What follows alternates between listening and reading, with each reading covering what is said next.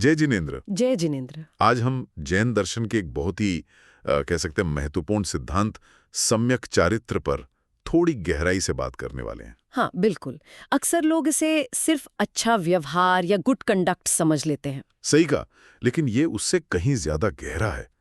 इसका एक पूरा आध्यात्मिक पहलू है जो सीधा मोक्ष से जुड़ता है। एकदम। और हमारी ये जो चर्चा है ये आधारित है जैन आगमों और खास ग्रंथों पर, जैसे आचार्य उमा स्वामी का तत्वार्थ सूत्र हो गया, आचार्य कुंद के नियम सार समय सार हैं, और प्राचीन आचारांग सूत्र भी। तो आज हमारा लक्ष्य ये रहेगा कि हम समझें कि इस सम्यक चारित्र असल में है क्या, मतलब इसके अलग अलग प्रकार क्या हैं। हाँ, और ये इतना महत्वपूर्ण क्यों है और कैसे ये हमें मोक्ष के रास्ते पर आगे ले जाता है, ये समझना जरूरी है। बिल्कुल। और एक सवाल ये भी उठता है जो आपने शुरू में इशारा किया कि क्या सिर्फ बाहर से डिसिप्लिन्ड दिखना, संयमित दिखना ही काफी है? हाँ। या असली चारित्र कुछ और चीज है? चलिए तो फिर शुरू करते हैं इसके बिल्कुल बेसिक मतलब से। सम्यक चारित्र अगर शब्दों को देखें तो सम्यक मतलब सही और चारित्र मतलब आचरण। हाँ, सही आचरण, सिंपल। पर जैसा आपने कहा ये सतही मतलब है, इसका असली गहरा अर्थ क्या है? हाँ देखिए, ऊपर से तो ये अच्छे काम करना ही है, इसमें कोई दो राय नहीं। हाँ। लेकिन जैन दर्शन की गहराई में जब जाते हैं तो सम्यक चारित्र का मतलब है उन सभी क्रियाओं, उन सभी भावों से विरक्त होना, उन्हें छोड़ देना जो हमें कर्मों में बांधते हैं। अच्छा। और इस जन्म मरण के चक्कर में घुमाते रहते हैं। मतलब मूल बात है राग यानी अटैचमेंट और द्वेष यानी नफरत या घृणा। इन दोनों से परे होकर अपनी आत्मा के असली स्वरूप में टिक जाना, वो है सम्यक चारित्र। अच्छा, और जैन दर्शन में ये रत्नत्रयी की बात तो हमेशा आती है। 3 रत्न, सम्यक दर्शन, सम्यक ज्ञान और सम्यक चारित्र। हाँ, सही विश्वास, सही समझ और सही आचरण। ये तीनों आपस में कैसे जुड़े हैं? क्या मतलब एक के बिना दूसरा अधूरा है? बिल्कुल अधूरे हैं। ये मोक्ष मार्ग की तिकड़ी है, इन्हें अलग कर ही नहीं सकते। तत्वार्थ सूत्र जैसे प्रमुख ग्रंथ साफ कहते हैं कि ये तीनों मिलकर ही मोक्ष का मार्ग है। इसे ऐसे समझिए जैसे सम्यक दर्शन यानी सही नजरिया, वो तो है फाउंडेशन, नींव। ठीक है। उस नींव पर खड़ी होती है सही समझ की इमारत यानी सम्यक ज्ञान। अच्छा। और जब ये दोनों मजबूत हों तभी उस रास्ते पर चलना यानी सम्यक चारित्र संभव हो पाता है। तीनों का साथ होना एकदम अनिवार्य है, अकेले कोई भी मुक्ति नहीं दिला सकता। लेकिन एक बात है, अगर तीनों ही इतने जरूरी हैं तो फिर अक्सर ऐसा क्यों सुनने में आता है कि चारित्र ही मोक्ष का प्रत्यक्ष या कार्यकारी कारण है? ये थोड़ा कंफ्यूजिंग लगता है। हाँ, ये एक बहुत बारीक पॉइंट है। देखिए, दर्शन और ज्ञान वो आपको रास्ता दिखाते हैं ना। हाँ। आपको बताते हैं मंजिल क्या है, क्यों जाना है, रास्ता कैसा है। लेकिन जो असल काम है, कौन सा काम? कर्मों को आत्मा की तरफ आने से रोकना, जिसे जैन भाषा में संवर कहते हैं। हाँ, संवर। और जो कर्म पहले से आत्मा पर चिपके हुए हैं उन्हें उससे अलग करना, झाड़ना, जिसे निर्जरा कहते हैं। निर्जरा, हाँ। ये दोनों काम सिर्फ और सिर्फ सम्यक चारित्र को आचरण में लाने से ही होते हैं, प्रैक्टिस से। अच्छा, मतलब एक्शन वाला पार्ट चारित्र है। बिल्कुल, यही वो एक्शन है जो आत्मा को असल में साफ करता है। इसीलिए इसे मोक्ष का सबसे एक्टिव, सबसे प्रैक्टिकल या कह लीजिए प्रत्यक्ष कारण माना गया है। तो क्या शास्त्रों में इसकी कोई सीधी साधी परिभाषा भी मिलती है, जैसे तत्वार्थ सूत्र में? हाँ बिल्कुल। तत्वार्थ सूत्र के 7वें अध्याय का पहला सूत्र ही कहता है, हाँ। हिंसा, अनृत, स्तेय, अब्रह्म परिग्रहेभ्यो विरतिश्चारित्रम। अरे वाह, इसका मतलब है हिंसा, झूठ, अनृत, चोरी, स्तेय, अब्रह्मचर्य यानी मैथुन, कामुकता, और परिग्रह यानी जरूरत से ज्यादा संग्रह। इन 5 पापों से विरक्त होना, इनसे बचना ही चारित्र है। अच्छा। संक्षेप में कहें तो जिस भी विचार, वचन या काम से कर्म बंधते हैं उन सब से दूर हटना ही सम्यक चारित्र है। इसका मतलब तो ये हुआ कि सिर्फ जान लेना या सिर्फ मान लेना वो काफी नहीं है। बिल्कुल नहीं।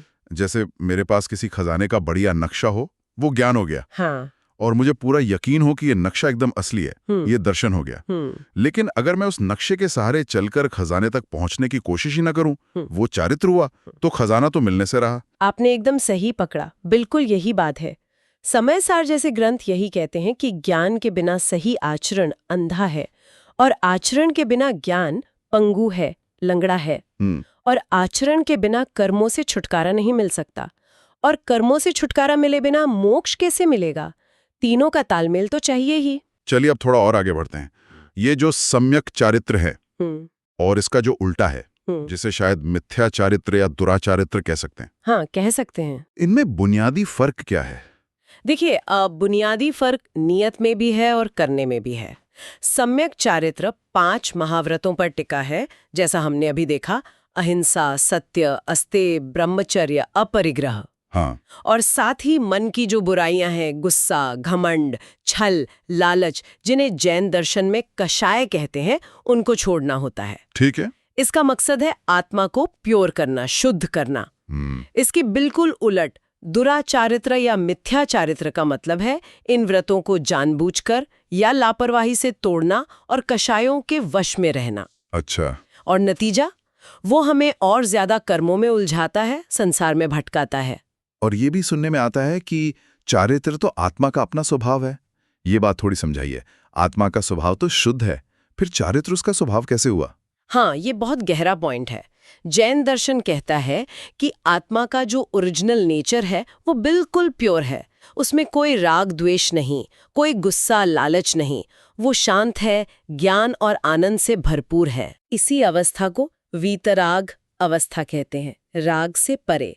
इसी शांत, स्थिर, वीतराग अवस्था में टिके रहना ही आत्मा का नेचुरल स्टेट है, उसका स्वभाव है। अच्छा। आचार्य कुंदकुंद जैसे महान आचार्यों ने इसी को असलियत में निश्चय नय से सम्यक चारित्र कहा है। तो फिर हम उस स्वभाव में रहते क्यों नहीं? क्योंकि कर्मों की परतें चढ़ी हुई हैं, कषायों का असर है। इनकी वजह से आत्मा अपने इस असली स्वभाव से भटक जाती है, बाहर की चीजों में उलझ जाती है। तो चारित्र का पालन करना एक तरह से आत्मा की घर वापसी है, बाहरी भटकाव से लौटकर अपने असली स्वरूप में आने की कोशिश। यहाँ एक बड़ा प्रैक्टिकल सवाल आता है।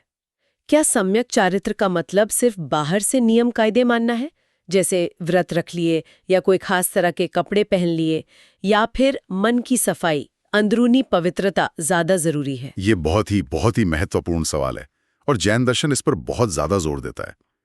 असली चारित्र मन की पवित्रता है, इसे भाव चारित्र कहते हैं। भाव चारित्र, हाँ, सिर्फ बाहरी दिखावा नहीं। अगर कोई बाहर से बहुत त्यागी दिखे, बहुत संयमी दिखे, नियम पालता दिखे, लेकिन अंदर मन में गुस्सा भरा हो, जलन हो, लालच हो या कोई और कषाय हो, तो उसे सच्चा चारित्र नहीं माना जाता। शास्त्रों में उसे द्रव्यलिंगी आचरण कहा गया है, मतलब सिर्फ बाहरी भेष है, अंदर आत्मा वैसी नहीं है। अच्छा। असली चारित्र तो अंदर से शुरू होता है।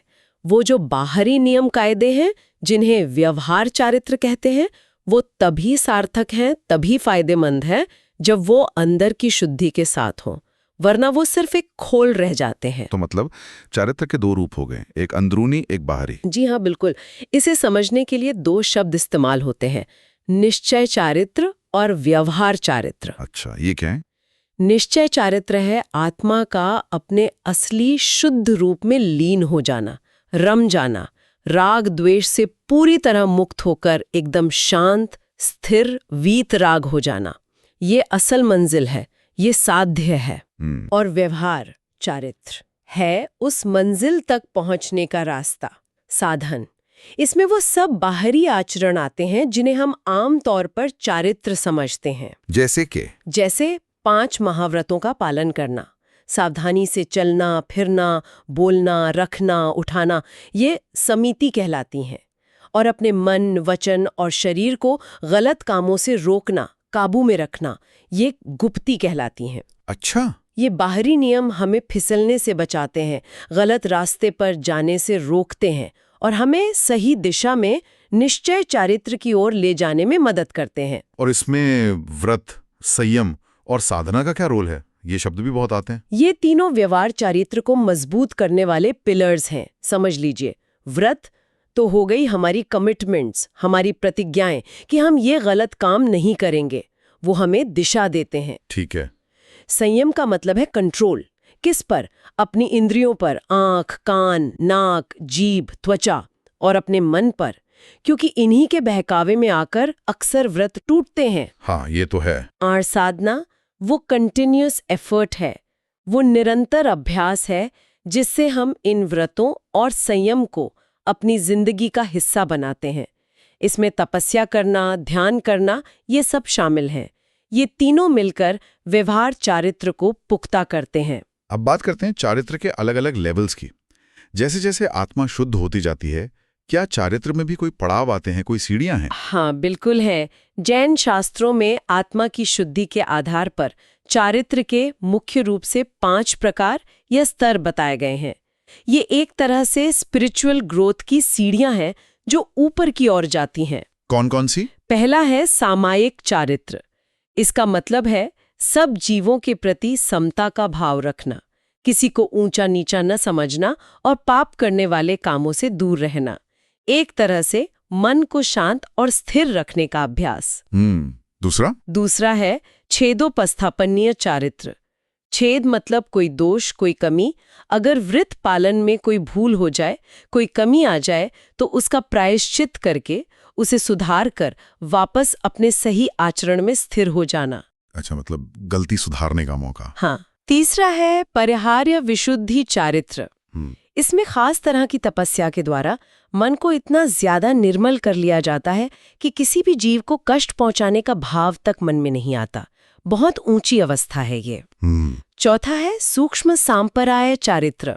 यहाँ तक आते आते गुस्सा, घमंड, छन जैसे मोटे कषाय लगभग खत्म हो जाते हैं। बस जरा सा बहुत सूक्ष्म लोभ कषाय बाकी रह जाता है। बस थोड़ा सा लालच। हाँ, बहुत सूक्ष्म। और 5वां और सबसे ऊंचा है यथाख्यात चारित्र।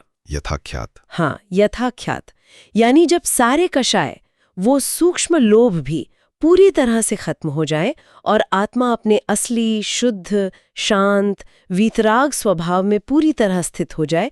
जैसा स्वभाव है वैसा ही आचरण। ये टॉप लेवल है। ये तो काफी डिटेल्ड क्लासिफिकेशन है। तो क्या ये आम गृहस्थ और जो त्यागी मुनि होते हैं उनके लिए अलग अलग स्तर लागू होते हैं? बिल्कुल। देखिए, जो आम गृहस्थ हैं, घर परिवार में रहते हैं, वो पूरी तरह से त्याग नहीं कर सकते। उनकी जिम्मेदारियां होती हैं। सही बात है। इसलिए वो देश विरति चारित्र का पालन करते हैं। देश मतलब आंशिक, थोड़ा। विरति मतलब त्याग।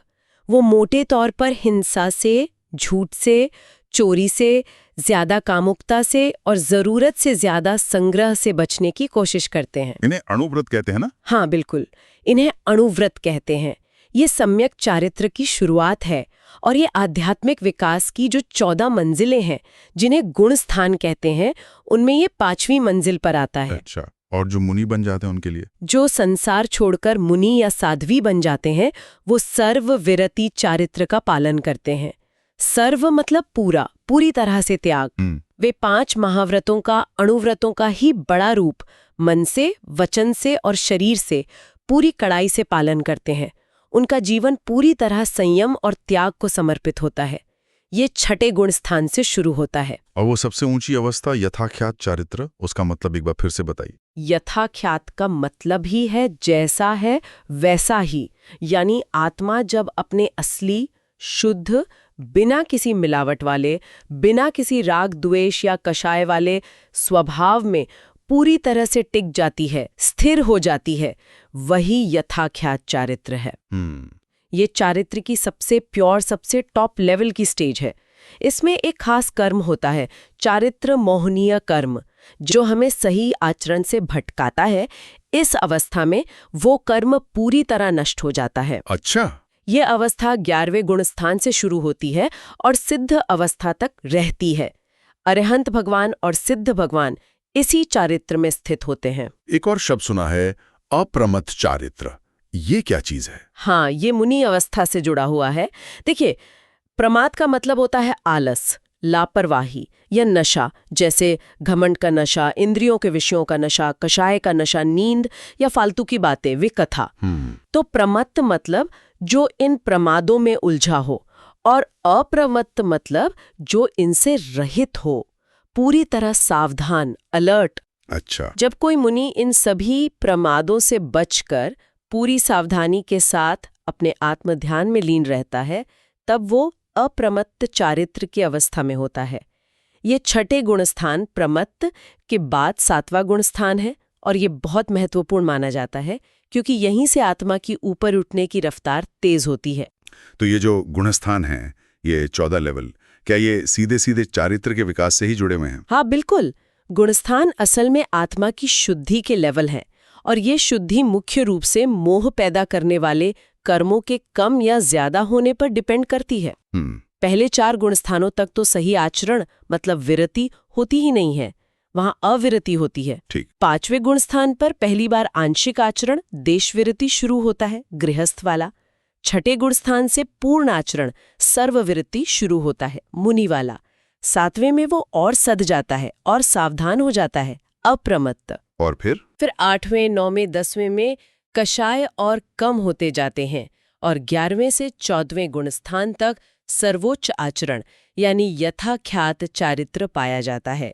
तो हाँ, गुणस्थान और चारित्र का विकास साथ साथ चलता है। अब आते हैं इसके थोड़े और प्रैक्टिकल पहलू पर।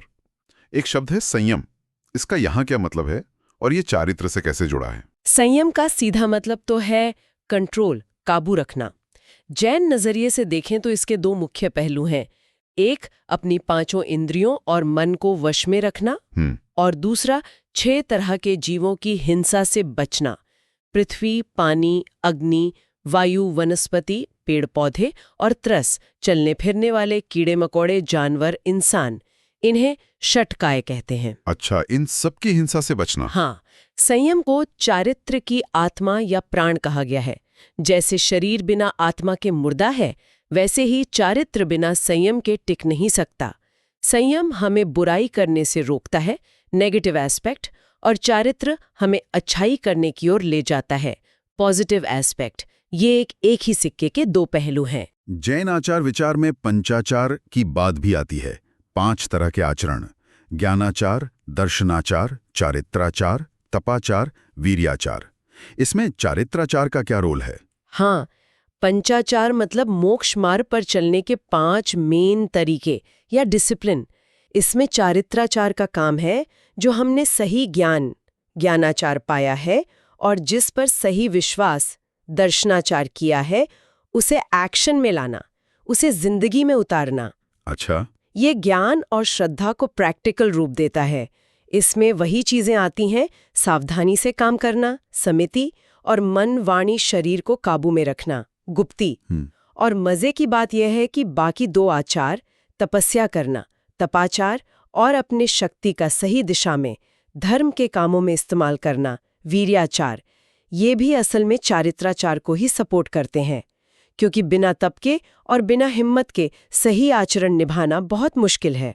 और वो 5 व्रत, अहिंसा, सत्य, अस्तेय, ब्रह्मचर्य, अपरिग्रह, क्या ये कहना ठीक है कि यही चारित्र की एकदम फाउंडेशंस हैं? हाँ, बिल्कुल ठीक है। ये 5 व्रत ही सम्यक चारित्र का व्यवहारिक आधार है। पूरा जैन एथिकल कोड इन्हीं पर टिका है। मुनि इन्हें पूरी तरह से महाव्रत के रूप में पालन करते हैं। और गृहस्थ? और गृहस्थ अपनी क्षमता और परिस्थिति के अनुसार अणुव्रत के रूप में इनका पालन करते हैं। इन्हीं के जरिए व्यक्ति अपने बाहरी और अंदरूनी आचरण को शुद्ध करता है और नए कर्मों को आने से रोकता है। तो ये तो साफ है कि हर कोई, चाहे वो घर में रहता हो या त्यागी जीवन जी रहा हो, अपने अपने लेवल पर चारित्र का पालन कर सकता है और करना चाहिए। बिल्कुल, शास्त्रों में दोनों के लिए मार्गदर्शन दिया गया है। मुनि सकल चारित्र पूर्ण का पालन करते हैं, गृहस्थ विकल चारित्र आंशिक का पालन करते हैं। दोनों ही मोक्ष मार्ग के पथिक हैं। लेकिन इस रास्ते पर चलना यकीनन आसान तो नहीं होगा। मन में कौन सी बाधाएं आती हैं, क्या रुकावटें हैं? हाँ, बाधाएं तो बहुत हैं। सबसे बड़ी बाधाएं हैं हमारे मन के विकार, जिन्हें जैन दर्शन में कषाय और नो कषाय कहा गया है। कषाय तो हमने सुने, क्रोध, मान, माया, लोभ। हाँ, ये 4 मुख्य कषाय हैं: गुस्सा, अहंकार, छल कपट और लालच। ये सबसे ज्यादा नुकसान करते हैं। और नो कषाय क्या है? इनके अलावा 9 और हल्की पर फिर भी बाधा डालने वाली मानसिक वृत्तियां हैं, जिन्हें नो कषाय कहते हैं। जैसे हंसी मजाक, हास्य, किसी चीज में बहुत ज्यादा लगाव या पसंद, रति, किसी चीज से नफरत या नापसंद, अरति, शोक या दुख, डर, भय, घिन या जुगुप्सा, और स्त्री पुरुष नपुंसक वेद लैंगिक आकर्षण या भाव। अच्छा, ये सब भी बाधाएं हैं। हाँ, क्योंकि ये सब हमारे मन की शांति भंग करते हैं, हमें समता भाव से हटाते हैं, सही रास्ते से भटकाते हैं और हमारे व्रतों को तोड़ने के लिए उकसाते हैं। कषाय तो आग जैसे हैं और नो कषाय धुएं जैसे, दोनों ही आत्मा को मलिन करते हैं। और ये कषाय हमारे आचरण को, हमारे चारित्र को बिगाड़ते कैसे हैं? मतलब क्या कनेक्शन है? सीधा कनेक्शन है। कषायों को गोंद या चिपचिपे पदार्थ की तरह माना गया है। जैसे गोंद पर धूल चिपक जाती है, वैसे ही कषायों की वजह से कर्मों की धूल आत्मा से चिपक जाती है। देखिए, क्रोध और अहंकार, मान से पैदा होती है नफरत, द्वेष। इससे अहिंसा व्रत टूटता है, सत्य व्रत भी टूटता है। सही बात है। और छल, माया और लालच, लोभ से पैदा होता है लगाव, राग। इससे चोरी न करने, अस्तेय, ब्रह्मचर्य और जरूरत से ज्यादा जमा न करने, अपरिग्रह वाले व्रत टूटते हैं। ये सीधे सीधे आत्मा के शांत और स्थिर रहने वाले स्वभाव यानी चारित्र पर अटैक करते हैं। तो फिर इन खतरनाक कषायों से बचने के लिए और अपने चारित्र को बनाए रखने के लिए क्या तपस्या और ध्यान बहुत जरूरी हैं? हाँ, बेहद जरूरी। जैन दर्शन में तप और ध्यान को चारित्र का रक्षक और पोषक माना गया है। तपस्या, खासकर अंदुमिनी तपस्या, जैसे अपनी गलती मानना प्रायश्चित्त, विनम्र रहना विनय, सेवा करना वैयावृत्य, स्वाध्याय करना और ध्यान करना व्युत्सर्ग और ध्यान, ये सब कषायों की शक्ति को कमजोर करते हैं। तब से हमारी विल पावर बढ़ती है, इंद्रियों पर कंट्रोल आता है। और ध्यान तो हमारे चंचल मन को एकाग्र करके उसे बाहरी दुनिया से हटाकर आत्मा में टिकने में मदद करता है। और आत्मा में टिकना ही तो असली निश्चय चारित्र का सार है। सही है। तो बिना तप और ध्यान के, सिर्फ बाहरी नियम कायदों के भरोसे लंबे समय तक चारित्र को शुद्ध बनाए रखना बहुत मुश्किल काम है। एक कर्म का नाम बार बार आता है जब चारित्र की बात होती है, चारित्र मोहनीय क्रम। ये क्या चीज है? ये कैसे काम करता है? देखिए, जैन दर्शन में 8 मूल कर्म माने गए हैं जो आत्मा के असली गुणों को ढकते हैं या बिगाड़ते हैं। हाँ। उनमें से एक है मोहनीय कर्म। ये सबसे खतरनाक माना जाता है क्योंकि ये आत्मा को भ्रमित करता है, सही गलत का भेद भुला देता है। इसी मोहनीय कर्म के 2 हिस्से हैं, दर्शन मोहनीय जो सही विश्वास को रोकता है और चारित्र मोहनीय जो सही आचरण को रोकता है। अच्छा, तो ये चारित्र मोहनीय कर्म। हाँ, चारित्र मोहनीय कर्म का काम है आत्मा के सही आचरण करने वाले स्वाभाविक गुण को प्रकट नहीं होने देना, उसे दबाना या बिगाड़ना। जब इस कर्म का उदय होता है या असर होता है तो जीव कषायों के वश में आ जाता है। गुस्सा, लालच, ये सब हावी हो जाते हैं। और वो चाहकर भी सही रास्ते पर नहीं चल पाता, संयम नहीं रख पाता, व्रत नहीं पाल पाता। ये हमारे चारित्र का सबसे बड़ा दुश्मन है, अंदरूनी दुश्मन। अगर किसी से चारित्र पालन में कोई चूक हो जाए, कोई व्रत टूट जाए या कोई कषाय हावी हो जाए, तो क्या उसे सुधारने का कोई तरीका है? क्या वापस ट्रैक पर आया जा सकता है? हाँ, बिल्कुल। जैन धर्म में इसके लिए एक बहुत अच्छी व्यवस्था है। गिरने के बाद उठने का रास्ता बताया गया है। वो क्या है? इसके लिए मुख्य रूप से 3 कदम हैं जो अक्सर साथ में किए जाते हैं। पहला है प्रतिक्रमण। प्रतिक्रमण मतलब अपनी की हुई गलती पर सोचना, पछताना और ये निश्चय करना कि भविष्य में ऐसा नहीं करूंगी, उससे पीछे हटना। ठीक है। दूसरा है आलोचना, यानी अपनी गलती को बिना कुछ छिपाए ईमानदारी से अपने गुरु के सामने या किसी योग्य व्यक्ति के सामने या कम से कम अपने मन में स्वीकार कर लेना। और तीसरा है प्रायश्चित, यानी उस गलती के बदले में जो भी दंड या तपस्या गुरु बताएं या जो शास्त्रों में विधान हो, उसे खुशी खुशी स्वीकार करके पूरा करना। इससे आत्मा फिर से शुद्ध होती है। अच्छा। इस पूरी प्रक्रिया से व्यक्ति वापस अपने सही आचरण में स्थिर हो सकता है। वो जो हमने चारित्र का दूसरा प्रकार पढ़ा था, छेदो उपस्थापनीय चारित्र, वो इसी सुधार प्रक्रिया से जुड़ा हुआ है, दोष को दूर करके पुनः स्थापित होना। अब आते हैं इसके बिल्कुल अंतिम लक्ष्य पर।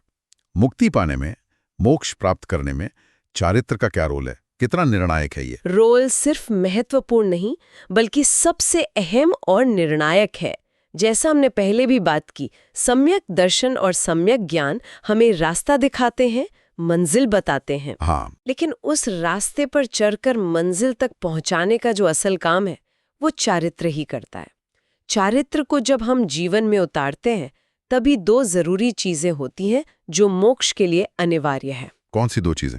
एक, नए कर्मों का आत्मा में आना रुक जाता है, इसे कहते हैं संवर। दरवाजा बंद हो जाता है कर्मों के लिए। ठीक है। और 2, जो पुराने कर्म आत्मा पर जमा है वो धीरे धीरे झड़ने लगते हैं, नष्ट होने लगते हैं, इसे कहते हैं निर्जरा। संवर और निर्जरा। हाँ, जब संवर पूरा हो जाता है, नए कर्म आना बंद और निर्जरा के द्वारा सारे पुराने कर्म खत्म हो जाते हैं, तभी आत्मा पूरी तरह शुद्ध होकर मुक्त होती है, यानी मोक्ष प्राप्त करती है। और ये दोनों काम चारित्र के बिना संभव नहीं है। तो क्या ये कहना ठीक होगा कि चारित्र ही वो चाबी है जिससे कर्मों का जो बंधन है वो पूरी तरह से रुकता है और टूटता है? हाँ, काफी हद तक ये कहना ठीक है। चारित्र ही वो मुख्य साधन है जिससे कर्मों का आत्मा में आना आश्रव रुकता है। हमने बात की ना, चारित्र के अंग हैं गुप्ति, मन वचन काय का संयम, समिति सावधानी, धर्म पालन, अनुप्रेक्षा सही चिंतन, परिशह जय कष्ट सहना और व्रत। हाँ, ये सब सीधे सीधे उन कारणों को रोकते हैं जिनसे कर्म आते हैं। कर्म आने के मुख्य कारण क्या है? मिथ्यात्व, गलत मान्यता, अविरति, असंयम, प्रमाद, लापरवाही, कषाय, गुस्सा आदि, और योग, मन वचन काय की प्रवृत्ति। चारित्र इन सभी पर लगाम लगाता है। और जब चारित्र अपनी सबसे ऊंची अवस्था यथाख्यात चारित्र में पहुंचता है, तब तो कर्म आने के सारे दरवाजे पूरी तरह बंद हो जाते हैं, पूर्ण संवर हो जाता है। और कर्मों का नाश यानी निर्जरा वो कैसे होती है चारित्र से? कर्मों का नाश, निर्जरा, भी मुख्य रूप से तपस्या के जरिए होता है। और तप, जैसा हमने देखा, चारित्र का ही एक अभिन्न अंग है, तपाचार। हाँ, तपस्या से आत्मा में एक विशेष प्रकार की शक्ति, एक ऊर्जा पैदा होती है। इस शक्ति से वो जमा हुए कर्मों को उनका फल देने का जो नियत समय है उससे पहले ही जोर लगाकर आत्मा से अलग कर देती है, उन्हें भस्म कर देती है। अच्छा। इसे सकाम निर्जरा कहते हैं, यानी अपनी इच्छा से, अपनी कोशिश से कर्मों को झाड़ना। बिना तप के भी कर्म अपना फल देके खत्म होते हैं, अकाम निर्जरा, लेकिन उसमें बहुत समय लगता है।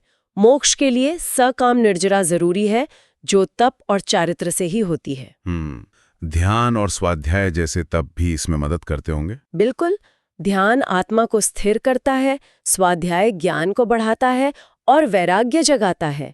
ये सब चारित्र को और निखारते हैं और कर्मों के नाश की प्रक्रिया को बहुत तेज कर देते हैं। हमने काफी गहराई से समझा कि सम्यक चारित्र क्या है, इसके प्रकार क्या हैं, बाधाएं क्या हैं, लक्ष्य क्या हैं। अब जरा आज के समय में इसकी रेलेवेंस पर बात करते हैं। क्या आज की इस भागदौड़ भरी जिंदगी में, इस मॉडर्न लाइफस्टाइल में इसका पालन करना प्रैक्टिकल है, मुमकिन है? बिल्कुल मुमकिन है, और मैं तो कहूंगी कि शायद आज इसकी जरूरत पहले से भी ज्यादा है। देखिए, हर कोई मुनि नहीं बन सकता, लेकिन हर कोई अपनी क्षमता और स्थिति के अनुसार इसका पालन कर सकता है, खासकर अणुव्रतों के रूप में, जो गृहस्थों के लिए है। हाँ, वो कैसे आज की कॉन्टेक्स्ट में? देखिए, अहिंसा सिर्फ शाकाहारी होना ही नहीं, बल्कि किसी के लिए बुरा ना सोचना, किसी को कड़वे शब्द ना बोलना, और आज के जमाने में बहुत जरूरी साइबर बुलिंग से बचना, ऑनलाइन हेट स्पीच न फैलाना, जानवरों पर क्रूरता न करना। सही है। सत्य, अपने बिजनेस में, अपने रिश्तों में ईमानदार रहना, फेक न्यूज या गलत जानकारी न फैलाना। अस्तेय, दूसरों के अधिकारों का सम्मान करना, किसी की इंटेलेक्चुअल प्रॉपर्टी जैसे आइडिया या कंटेंट न चुराना।